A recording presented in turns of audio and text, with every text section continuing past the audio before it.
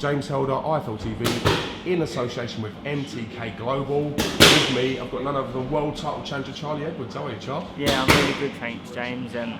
Buzzing to be back in England now, training with them. Training's going really well. We're really developing a very good and lovely style. Me and Adam, our styles gel great together. He loves the way I box. There's a lot of things I have to work on and reevaluate. So it's good that I've got with him. I haven't been with someone so technical and precise to the point in my whole career. He's really like everything. When you're out of the gym, he wants to know what's going on. He wants to know what you're eating. He wants to know when you do your runs, what times you're doing your runs in. He sets you in. It's all different as well. It's all planned out and scheduled. So, like as before, I used to be so monotonous. It used to be like the same every week, and I know what my sessions are at the start of the week, and it gets very boring. But here, it's always switched up. We have a great team around us with Adam's coaching staff as well, and. Really speaks for himself.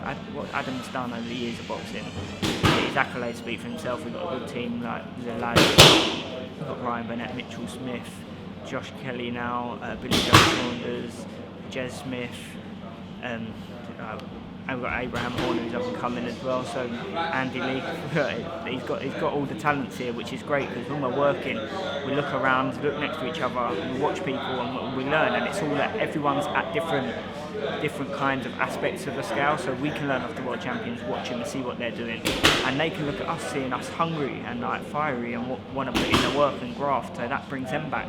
So it's a really good setup here. I couldn't be so ever more grateful. Was it initial after the defeat to John Real Casimiro? Did you feel you needed a fresh change, a fresh sort of area, a fresh dimension? Yeah, I was in my head after that fight. I was thinking like, things ain't going right, I need to change it up. I need to get that lease of life back. It was very the same old monotonous. Like Danny done really well for me, but I think he took me to that level. And then after that fight, I just kind of like, it's because I was having a lot of success, and I probably still would have had a lot of success if I didn't take that big fight. But when I see getting in there against John Casimiro and the level I've got to be, it made me reevaluate situations and made me really think of what I need next. And other than that, I wanted to move home, be closer to the family, build my fan base up properly. When I'm over there, everyone forgets about you, and no one really cares. Do you know what I mean? They only see stuff on social media, and yeah, you live in the high life and that. But for my career now, be back here, build your fan base, really cement yourself into the professional game. And with a coach like Adam Booth, I can see myself going all the way to the world title. What is Adam changing with you, without going into full detail of what you guys work on? What aspects of your style do you feel that he's developing? Although I'm very tricky and very like elusive and like awkward, as you would say, and Adam loves that. Adam loves them all, so he's not trying to change me in that way any at all, but he's just trying to like make my foundations better, like make my legs stronger, my balance a bit better, and when I do things purposely instead of like reactionally. So he's trying to develop a bit more power in my legs, and it's just whole of like, I've never really used my legs properly. I've always been up on my toes, flitting around, ducking and diving, making a miss, nicking shots here and there. Like a peacock. Yeah. You could say that, yeah. And he's really getting me to sit down on my shots. I'm seeing the power and the changes already. And other than waking up every morning with sore legs, I can see it's doing me the world of good. How are you finding the change from being in a hot climate, having sort of people on your beck and call to make sure you've got what you need and you are doing what you're doing, to being on your own, to being in the cold, in Surrey, to having someone as meticulous as Adam Booth on your case? How are you finding that? It's great. I've always liked it, one-to-one kind of work, and with Adam, he's on you. You can't get one past him. So that's what I need. I don't need someone I could be maybe like say, oh yeah, I've done this, I've done that, but Adam's on you, wants to see, and then if it don't make sense, he'll ask, well, why haven't you texted me after that one? You normally do send me this, and it's like, it's a good relationship. It's a bit like the way he is, he's like a father figure to all of us. He wants the best for us, not only in boxing but in life. He gives us his advice, and he's a really good bloke. Got so much respect for him. You're holding the English title at flyweight. Yeah. Will you be coming back to campaign in the flyweight division after having a shot at Casimiro? What's going to go on from there? At the moment, really Adam's got a plan for me. Can't really say much at the moment, but he's got a plan for me. We are reevaluating the whole of my style, and like we're changing things. So whether that be if I can if I can still do the weight limit, then of course. But if with the work that Adam's doing and it makes it unattainable and I can't do it safely, or because it's a big struggle for me at that weight. So we're going to see. Adam's a man, and I have full faith in him, and I trust him with my life. So I really would listen to him, and whatever he tells me to do, that's what I'll be doing. There are some big fights for you in the super flyweight division. Oh, of course. We've seen obviously the British title's vacant at the moment as well. No doubt you would love to get your hands on that. Yeah, definitely. I'd love to get my hands on that British title. Any title, do you know what I mean? I'm a fighter. Every fight is the same. Any title that comes up, they're going to jump at it and want to take it. So if that's in Adam's plan, then so be it. If it's the opportunity that he wants to take, the road he wants to take, then that's up to him. But like I said, it's all in Adam's direction. Would you consider fighting someone like Iain Butcher? I know you've spent a lot of time with him on the GB squads in the past. You've probably done a lot of rounds with him. Yeah. Would that fight interest you? Yeah, it really interests me. It's a fight I really want. I wanted it at flyweight. I really did, and I would move up to fighting. Yeah? Yeah, I would move up to fighting. Like, we was rivals. To be fair, we were all right. We were friends on the squad, do you know what I mean? But there was always that rivalry, being at each other's weight. But I'm in full faith that I'll beat him, and I'll beat him very well. And people can say on paper it will look like a close fight, but I know you don't like to talk too much about sparring rounds, but I know, and he knows what went on in them rings, and why he left GB. So it was definitely a fight out there that I do really want.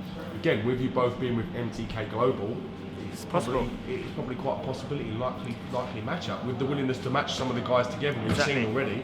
MTK Global's massive management team, and they're only getting bigger and bigger and bigger, and it's great that they can make these fights happen. I think Butcher maybe with Frank Warren, I'm with Eddie. Without MTK Global, we wouldn't have got the opportunity maybe. So it'll be good if they can get the opportunity and we can arrange something.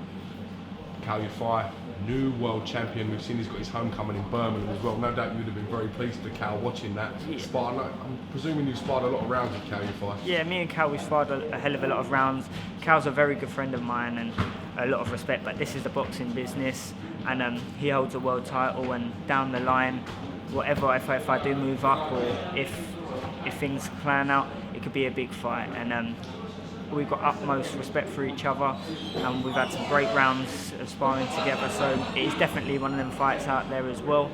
He holds the world title, and it's the boxing business, and every fighter wants to get to that world title. With him being British, it'd make a massive fight down the road. So you would have no hesitation 6 to 8 months from now, potentially big clash with Kal Yafai? Of course not. Look, I jumped in there with John Will Casemiro within 10 fights, with Adam's guidance and everything behind me. He ain't going to let me jump in no fight too early no more. He's going to guide my career as well as MTK Global together, and they're going to make sure everything's taken at the right time. And next time I fight for the world title, I will win a world title. Having had that experience against someone like John Will Casemiro, who's a real world champion, And a hell of a banger. Has been discovered, and who won the world title abroad and then defended it abroad. You always know these guys are real. Mate, he's gone to Argentina and got absolutely battered by the whole crowd as well. Like, chairs chucked in. Like, he's been and done it the hard way and done everything. I can only respect him, do you know what I mean? And I wish him all the best at the super flyweight limit. I'm sure he'll pick up some world titles at that as well. He's such a strong competitor, and his hands are like stone, they really are. And when I fought him after that fight, I was really down, put my head down, couldn't even make eye contact with people, speak about it. I just had to get away, do you know what I mean? And it really hurt me. But now when I look back at it, that fight's going to make me, down the line, I've learned a lot from it. I'm here now with Adam Booth, so everything happens for a reason, and I believe Adam's going to take me to the next level. So I'm grateful for that loss, because it has opened my eyes to other things. I'd like to talk a little bit about your brother, Sonny Edwards. We've seen he signed promotional terms with BoxNation. Yep. Quite an interesting move that you're both on rival promotional companies. Yeah. I mean, firstly, how proud are you? I'm really proud of him. He's a great fighter, and he was always going to get taken up by a promoter. And to be honest, I think it is a good thing that he's gone with Frank Warren over Eddie, because Eddie's got me, and he wants the best for me. We're the same similar weight. Frank's got him now, so he's got his own journey. He ain't following in my footsteps. He's not in your shadow. He's not in my shadow no more. He's not following my. He's not like just doing what his big brother's doing. He's gone out there and he's done it himself with MTK Global. He showed our capabilities, and Frank Warren offered him a good offer, and he snapped it up. So good luck to him. Now BT Sports are coming. He'll get some good like exposure on telly. So it's nice. It's nice to have him on that side and me on this side. Interestingly enough, I think the opportunity to face Prince Patel maybe have swayed him, because Patel's in the same promotional company as him now. Who's that? Your old mate, you know. Forgot about him. Where's he gone? He's gone a bit quiet, hasn't he? He's been a bit quiet, to be honest. Yeah, so I suppose he got a draw, didn't he? Nearly. Didn't he get dropped as well? He got dropped as well, didn't he? Yeah. Of someone I beat. Yeah, that's why he's gone quiet. Yeah, I thought so. He might have humbled himself down a little bit. To be fair to him, my brother wants that fight and he's gunning for it. He put out something on Twitter yesterday that he wants to fight, but whenever my brother's ever fronted Patel, he's always gone quiet. I don't think he wants to know.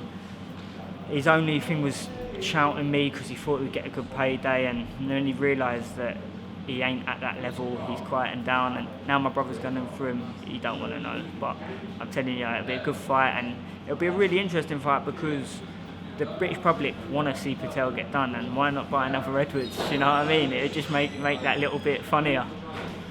It's quite interesting where he's been quite quiet, Prince Patel. We've seen he's changed trainers. He's now training with Billy Dodd, a young, very respected trainer who's learning applying his trade. So it's quite interesting to see how he what changes he's made himself. Yeah, he has to change trainer because every trainer that hasn't gets sick of him. So he has to go somewhere. So why not go to a new coach up and coming? Do you know what I mean? He needs the fighters as well.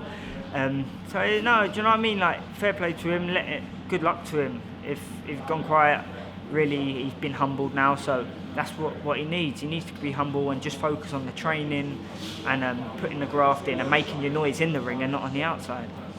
When can we potentially see you back in action on the TV? Has Eddie and Adam Booth, has anything been sort of said or spoken about? We was supposed to be out on the 17th of March in York Hall. I think that's a Sky Sports show for the prospects. But we're not taking that because Andy Lee's fighting over in America, and with it being my first fight with Adam, we want it to be in the corner. And so to be honest, it didn't bother me that we're not taking this fight because I've always rushed my career. Do you know what I mean? I fought for world title in my 10th fight. Now it's time to slow it down. Now I'm working with Adam. I'm really setting my way. We can find our feet. We can know where we are. We can know what he wants without rushing things, and then take it from there. But there's a few shows that maybe the 25th of March maybe in Manchester, or maybe even the 16th of April, I think, up in Scotland. So we're just waiting now on a date. Things are getting sorted behind the scenes, and then we should have more news. Mm-hmm. All right. Well, we'll keep a listen out for what's going on. Hello. Here he is. My name is Blackie. I represent Charlie Edwards for MTK Global. We have message for Casimiro. Casimiro, you robbed our fighter. He will come to your backyard and beat the shit out of you, man. I slipped. He slipped. It was not a fair fight. Casimiro, we have money. Charlie, show them money. We have money. He will come to your backyard and beat your ass. As you can tell, Kugan's putting a bit of size here. No, my friend, this is cash. This is all cash. If you put your hand in pocket, you can Loads see of cash. it's cash. Yeah. It is cash. Casimiro, Charlie Edwards is coming for you. Not fair fight in first fight. Contact Raul at MTK Global. Thank you, Charlie. Thank you.